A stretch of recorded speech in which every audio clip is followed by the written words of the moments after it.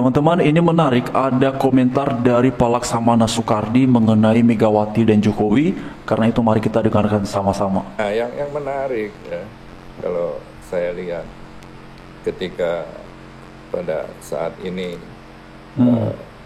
Jokowi dikatakan sebagai pengkhianat, bisa boleh aja lah sebagai pengkhianat, karena Megawati dan PDI ingin menampilkan sebagai pihak yang berkuasa.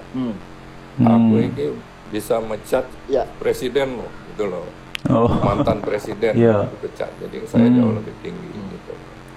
Nah, terus ada lagi narasi kedua, demokrasi dirusak, bahwa Jokowi bisa menampilkan anaknya, itu juga yang membuat faktor yang lain yang membuat dia marah juga. Kok anak gua nggak bisa? Anaknya gampang aja gitu loh, walaupun ceritanya kita nggak tahu cerita yang sesungguhnya apakah Prabowo ya. Oke, teman-teman tunggu, ini menarik ya komentar dari Pak Laksamana Soekardi ini ya. Kok Pak Jokowi anaknya bisa, anak gue kok nggak bisa ya kan? Yang minta ya kan, Prabowo yang ngotot, kan Prabowo bisa menolak. Ya kan, partai-partai juga bisa menolak. Betul. Jadi apakah mereka itu benar taklid sama Jokowi juga enggak kan? Ya. Nah, jadi saya kira ketika Jokowi disalah-salahkan dan mengajak masyarakat menuding Jokowi, loh kita bertanya, sing milih Jokowi itu sopo? Yang milih kan harus bertanggung jawab dong. Betul. Ya, minta maaf atau gimana saat kita salah pilih, ya kan? Tapi ketika Jokowi maju dan menang 10 tahun jadi presiden, yang menikmati siapa? Yang masuk ke zona nyaman itu kan PDIP semua. Menterinya banyak, ya kan? Betul. Yang di BUMN banyak, bisnisnya lancar semuanya kan. Nah, itu tidak bicara itu. Ketika mendapat benefit, keuntungan, yang nggak ribut. Tapi ketika kalah baru ribut. Padahal sistemnya masih sama. Nah, saya mengatakan kenapa sistem itu tidak dirubah ketika mereka berkuasa menguasai parlemen, menguasai DPR. Misalnya aja proses pemilihan presiden, capres, menentukan capres. Itu menurut saya nggak benar semua ini. Masa ada hanya satu orang dengan hak prerogatif bisa menampilkan capres, itu kan ngawur. Kan? Nah, itu harus dirubah. Pemilihan hakim agung, pemilihan hakim MK, KPK, komisi dan semuanya itu kan ada di DPR. Anggaran kan DPR. Dan lalu milih orang DPR, ngasih duit DPR, mengawasi DPR, di mana aturan juga DPR yang membuat undang-undang. Di situ satu tangan DPR dan PDIP berkuasa 10 tahun, Mas. Ada kesempatan kalau mau mengubah gitu ya. Tapi ketika menikmati dia terbuai gitu loh. Terbawa suasana. Ketika sistem tersebut berbalik, mengalahkan kenikmatannya, menghilangkan kenikmatan, baru ribut.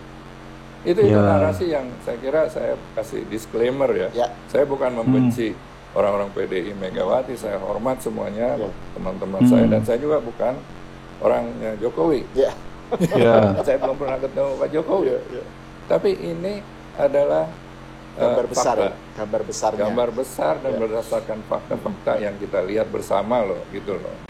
Oke, teman-teman, ini menarik ya komentar ataupun penjelasan dari Pak Laksamana Soekardi perihal hubungan Megawati PDI Perjuangan dengan Pak Jokowi. Nah, ini menarik sekali teman-teman. Tadi ada satu pernyataan yang disampaikan oleh beliau itu ya mengenai Pak Gibran bisa maju sebagai cawapres, kok anak gua katanya nggak bisa. Wah, ini benar juga teman-teman ya, kayaknya masuk akal juga ini ya. Oke, mari kita melihat beberapa komentar dari netizen ya, pengguna media sosial ini. Di sini dikatakan bahwa dari Heru-Heru ya, luar biasa Pak Laksamana, jiwa Anda sungguh mulia, politisi dan negarawan sejati. Terima kasih atas pencerahannya Pak. Semoga Allah selalu melindungi Pak Jokowi sekeluarga, juga kepada Pak Laksamana. Santun, sejuk, objektif, itulah Laksamana Soekardi. Semoga selamat, sehat, berkah selalu buat beliau dan seluruh rakyat Indonesia. Nah, ini dia teman-teman ya. Bravo Pak Laksamana. Senang sekali atas kehadiran Bapak ya. Terima kasih atas segenap penjelasan dari Bapak, juga masyarakat luas pecinta Republik ini. Salam hormat selalu. Wah, ini dia teman-teman ya. Jadinya mendapatkan banyak pujian ya, komentar dari netizen perihal yang disampaikan oleh Pak Laksamana ini. Dan gimana teman-teman semua, setujukah dengan apa yang diulas oleh Pak Laksamana ini, terutama mengenai beberapa waktu yang lalu ini? Memang tidak bisa dipungkiri juga teman-teman ya, ketika Pak Jokowi 10 tahun ya, 2 periode sebagai Presiden Republik Indonesia, ya komposisi menteri di kabinetnya Pak Jokowi itu kan mayoritasnya dari PDI Perjuangan ya teman-teman ya. Ya, itu kan posisi-posisi yang sangat strategis itu kan adanya di PDI Perjuangan. Ya memang meskipun juga di periode kedua ini kan lebih banyak mendapatkan kepercayaan itu di kabinetnya Pak Jokowi, yaitu adalah Pak Luhut Binsar Panjaitan ya. Bahkan Pak Luhut ini kerap kali disebut sebagai menteri segala urusan, menteri kepercayaan Jokowi ya. Dan itu memang sesuatu yang sangat lumrah sekali. Kita melihat juga kinerja yang ditujukan oleh Pak Luhut Binsar Panjaitan itu kan luar biasa ya, ketika beliau diberikan kepercayaan ya untuk mengatasi persoalan-persoalan yang cepat dan segera dituntaskan. Itu kan sering sekali dipercayakannya kepada Pak Luhut Binsar Panjaitan oleh Pak Jokowi. Ya memang kemudian kan tidak mengherankan ya, bila mana ada orang-orang yang merasa tidak suka, merasa kemudian kok Pak Luhut terus yang dikasih kepercayaan oleh Pak Jokowi. Tapi Pak Luhut kemudian juga memberikan bukti yang nyata perihal kepercayaan yang diberikan oleh Pak Jokowi itu adalah tepat adanya teman-teman ya. Wah memang menarik sekali itu. Bahkan ketika beberapa waktu yang lalu mengenai minyak sawit, lalu kemudian mengenai pandemi, itu kan semuanya dikasih kepercayaan kepada Pak Luhut Binsar Panjaitan oleh Pak Jokowi ya. Lalu kemudian kita melihat banyak komentar di sini ya. Terima kasih untuk diskusi dan pencerahannya yang ada apanya, ya, yang apa adanya. Ini kami sedikit paham segala sesuatu yang dilatar belakangi oleh ya syahwat manusia untuk merasa paling berkuasa dalam segala sesuatu yang menyebabkan kisruh internal dan partai ya, dalam partai. By the way, kalau hanya ketum melawan rakyat, tinggal tunggu saja waktunya, biarkan waktu yang menjelaskannya sendiri. Orang baik yang bekerja di jalannya tidak akan pernah ditinggalkan. Ya ini dia teman-teman ya. Jadi benar memang ya, karena bahkan istilah-istilah lemdak itu ya tidak dialami oleh Pak Jokowi, yang mana elektoralnya, popularitasnya, elektabilitasnya menjadi turun, itu tidak dialami oleh Pak Jokowi ya. Justru sebenarnya situasi yang saat ini dialami oleh Pak Jokowi, yaitu beliau dipecat dari PDI Perjuangan, ini sebenarnya justru semakin memantik empati simpati dari masyarakat kepada Pak Jokowi. Ya tentu ini berlaku bagi mereka-mereka yang sejauh ini posisi netral ataupun kemudian memberikan perhatian perihal apa yang dialami oleh Pak Jokowi, mereka yang simpatisan ataupun mereka yang memang benar-benar basisnya adalah pendukung Jokowi, itu semakin memantik semangat mereka untuk memberikan dukungan ataupun support kepada Pak Jokowi. Nah menariknya lagi teman-teman, ini belum saya tahu ya, ini kira-kira arah mana ini Pak Jokowi ini ya. Karena beliau beberapa hari yang lalu itu beliau bahkan jalan-jalan di kebun kopi. Jadi ini beliau lakukan di tengah-tengah viralnya, ramainya pembahasan perihal beliau dipecat dari PDI Perjuangan, tetapi justru beliau jalan-jalannya di kebun kopi dan beliau memberikan sebuah statement bahwa saya ini sekarang adalah rakyat biasa.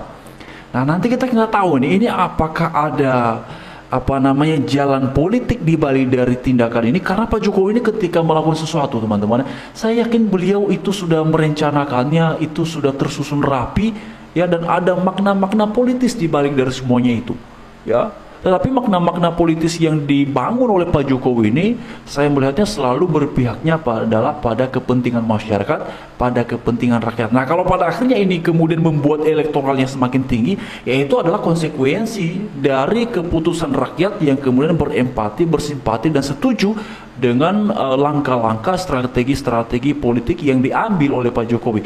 Nah mengenai beliau ini jalan-jalan di kebun kopi, nanti kita lihat saja, karena saya lihat itu belum ada ya pengamat yang kemudian memaparkan, menafsirkan ini secara jelas kira-kira apa yang akan dilakukan oleh Pak Jokowi usai beliau refreshing jalan-jalan di kebun kopi. Jadi bagaimana menurut teman-teman ya langkah Pak Jokowi jalan-jalan di kebun kopi ini? Apakah ini ada nuansa politisnya ataukah hanya sekedar jalan-jalan Ya silakan teman-temannya disampaikan di kolom komentar yang sudah tersedia, tetapi saya melihatnya bahwa ini tidak sesederhana itu ya. Pak Jokowi ini pastinya tidak mungkin beliau akan berdiam diri seperti yang disampaikan oleh Mas Adi Prayitno, bahwa sangat sulit sekali untuk menerima sebuah kenyataan bila mana Pak Jokowi ini kemudian akan berhenti yang dari dunia politik secara langsung. Apalagi sekarang Gibran anak sulungnya itu adalah posisinya sebagai wapres, tentunya membutuhkan mentor politik yang handal ya. Dan itu bukan lain, bukan tidak adalah Pak Jokowi sendiri. Juga Bobi Nasution sekarang sudah gubernur di Sumatera Utara membutuhkan mentor politik. Dan siapa lagi kalau bukan itu adalah Pak Jokowi.